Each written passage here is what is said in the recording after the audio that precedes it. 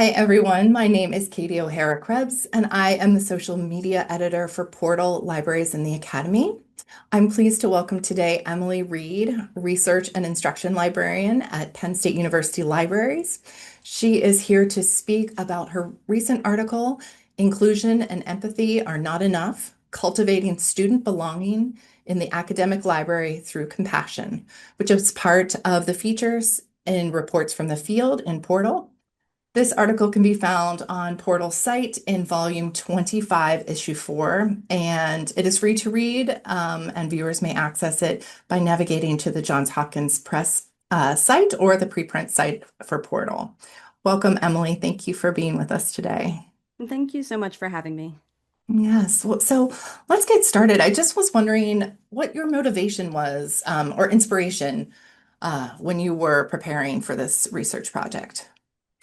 It started off as a nugget of an idea. I work with several different student populations, first year students, international students, in the Penn State Harrisburg School of Public Affairs, which is my official liaison area, and then students also in the Campus Pride Club.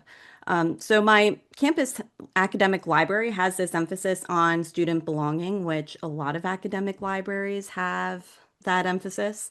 And part of what generates a sense of belonging is a sense of physical and psychological safety in the environment. But when I was thinking about what messages the library was sending, I realized that not all messages might be received the same way by all students. And some messages might even make some students feel physically or psychologically unsafe. Like for a specific example, and this is actually what really got me started thinking about these things. Penn State offers safe zone trainings, which are geared toward building knowledge and skills about how to be a better ally to the LGBTQ plus campus community. And participants, myself included, who have completed the program, are encouraged to display the program's branded logo in our email signatures. Around our offices, we get stickers and little handouts, things like that. And those designate us as a safe person to talk to. But I also work with a lot of international students, and we're seeing an increase in international students coming from the Middle East, and a lot of them are Muslim. And not just Muslim students, but there are a lot of students attending college who have a religious or other moral opposition to LGBTQ plus lifestyles. So I started thinking about the sticker in my window for the safe zone training and thinking about the message that that was sending. And I started wondering, are students who are opposed to that, are they automatically feeling distanced from me? Are they potentially foregoing library assistance or using other avenues of library assistance because they want to avoid me? So one thing that I looked into for this article was safe zones designations and the impact that they have on different kinds of populations. But ultimately, that kind of example just got me thinking about all these kind of thorny questions, which ultimately I distilled into, is it possible for all students to feel equally welcome, safe, respected, and valued in the shared space of an academic library? And if so, how can that be accomplished? And if not, then what should guide our decision making about proceeding?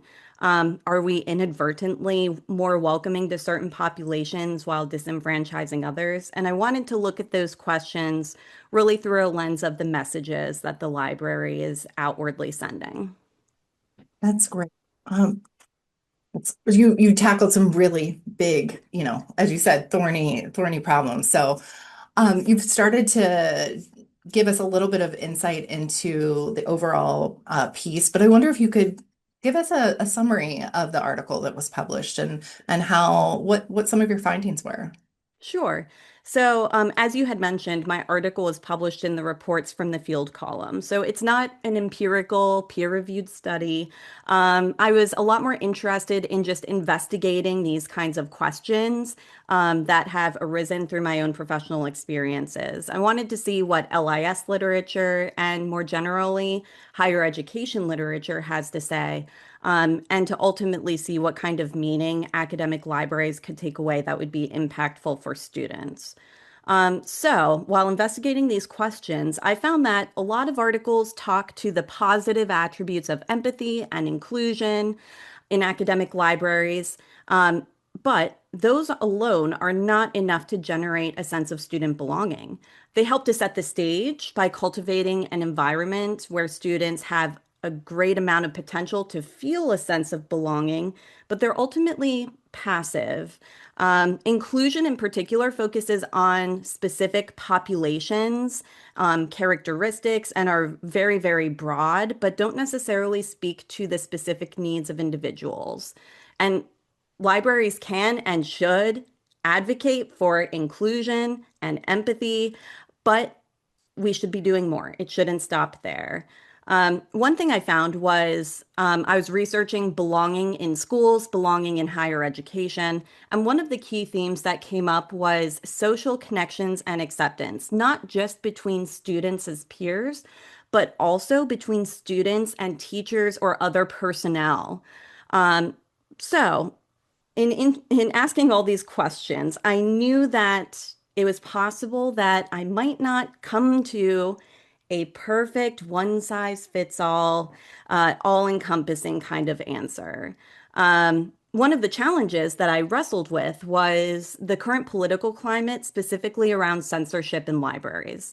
We know that book bans have been increasing across the country, and academic libraries have largely been shielded from that because of our historic value of intellectual freedom within higher education. But our newer students, those 18, 19-year-olds that we're seeing, are coming from K-12 schools where book banning might have been a regular practice for them or self-censorship as well. So college might be the first time that they're exposed to certain ideas or titles, and some of those are probably going to make them uncomfortable. So I was thinking about how students who might feel threatened by the ideas within a library collection, how can they feel a sense of belonging from the library with, the wide, diverse amount of ideas that we have there? So, what I ultimately recommend is that in addition to the foundation of inclusivity, which, yes, every library should be striving for, um, that employees should go beyond empathy and exhibit compassion when they can. And so I started getting into looking at these different definitions of empathy and compassion to figure out what the differences were.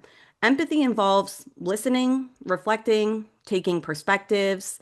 It's essentially an internal process, and it doesn't really do much for the other party. Alternatively, compassion goes a step further and involves alleviating someone's distress, discomfort, need, pain, suffering, anything like that. And compassion can apply to a really wide range of scenarios. It could just be helping someone at the reference desk. They have a concern, they have a need, they have a stress. And as the librarian, we help to alleviate that to the best of our ability. It can, of course, be a much more significant, stressful issue as well that students are experiencing.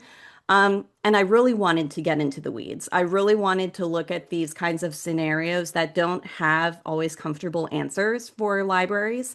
Um, so I looked at two different scenarios that are relatively common within an academic library setting and how compassion could potentially be exercised. So, the first scenario I looked at was students who were choosing to exercise their free speech rights, but in a way that is likely to cause psychological discomfort or distress or emotional distress to the students who are nearby.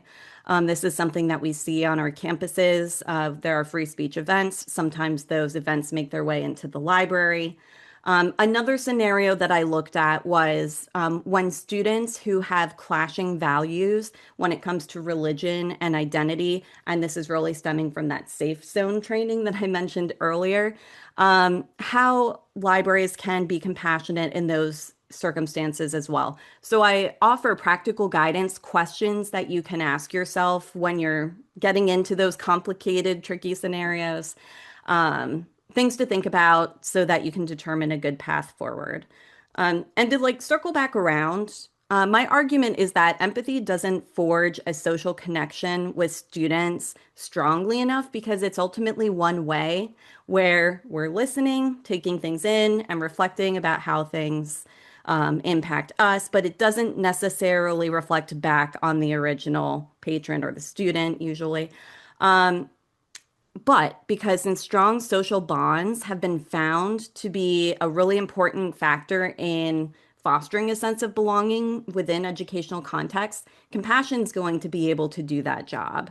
Compassion is flexible, it can be flexible in its delivery, and it can be demonstrated to individual students. And so that accounts for really nuanced situations. Oh, yes, so incredible and really thoughtful work that you have done here. Thank you for sharing that with us. I wonder if there's a takeaway or a big idea that you would like Portal article or Portal readers to take away from this article. Yeah, so if it's okay, I want to read a little bit of different thoughts that I put together from the end of my article. Mostly this is coming from the conclusion. Oh, go ahead. Working to, sorry, Working toward impactful inclusivity has become standard for many academic libraries. But inclusivity is an inadequate end goal. It is not enough to strive for inclusion. Practices and policies that are only concerned with inclusion result in broad stroke efforts in a context where nuance, learning, intellectual freedom, and individuality thrive. Libraries also need to intentionally consider how to approach interactions with individuals when inclusion is feared, or they have needs beyond what inclusion is able to satisfy. As academic libraries grow into brave spaces, hopefully students will increasingly recognize that intellectual freedom is valued and we can encourage discussion of contentious issues as long as students display genuine interest and respect. Many students will never realize the effort the library puts into creating an inclusive student experience, but they will remember whether they felt that they belonged in their library.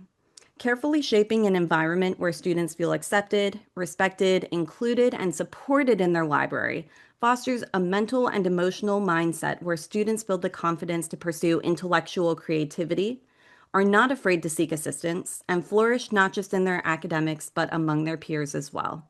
Moments when a student is in need and someone steps in to help are the moments that a student will remember. Belonging is not only memorable for the student, but it is impactful as it results in closer social connections and higher rates of persistence and use of campus services. Academic libraries should shift their focus beyond inclusiveness and empathy, seeking to make belonging a powerful but common student experience. That's wonderful. That nugget of belonging, that is maybe the word that we should really be focusing on as we move forward. Exactly. Wonderful. Well, thank you again for speaking with me about your article today, Emily. It has been great. Yeah. Yeah, thank I, you. of course. And I also just want to remind viewers that they can read the article on the Johns Hopkins Press site or on the Johns Hopkins Press preprint site for Portal. I want to thank you again, Emily, for being with us today. I want to thank you all for watching. And just a reminder to keep your eye out for upcoming author interviews from Portal Libraries in the Academy. Have a great day.